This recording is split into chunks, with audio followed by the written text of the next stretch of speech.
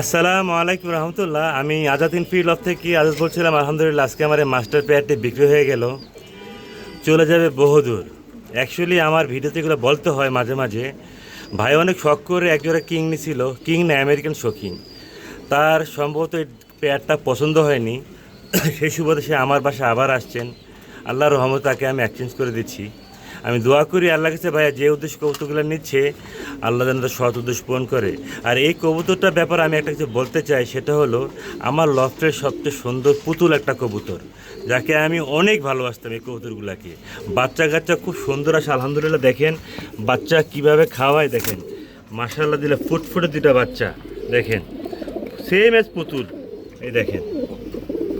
আর যখন আমি কোনো কবুতর বিক্রি করে আমি দেখাই দিই কবুতর আমি সুস্থ দিচ্ছি কিনা, পরেদের যেন বলতে না পারেন ভাই আপনি তো আমার অসুস্থ কবুতর দিয়েছেন, যেটা চেয়েছি আপনি আমাকে সেটা দেননি, তখন কিন্তু ভাই আমি ভুলও মানবো না ভাই। দেখেন এই জন্য আমি যখন বিক্রি করি ভাই আমি দেখাই দিই কবুতর ডিম বাচ্চা করা কিনা, দেখেন কবুতর সুস্থ আছে কিনা। আর এটা হচ্ছে বাংলাদেশের একটা রেয়ার কালেকশন, যাকে আমরা বলি চুইঠাল দামাসিন।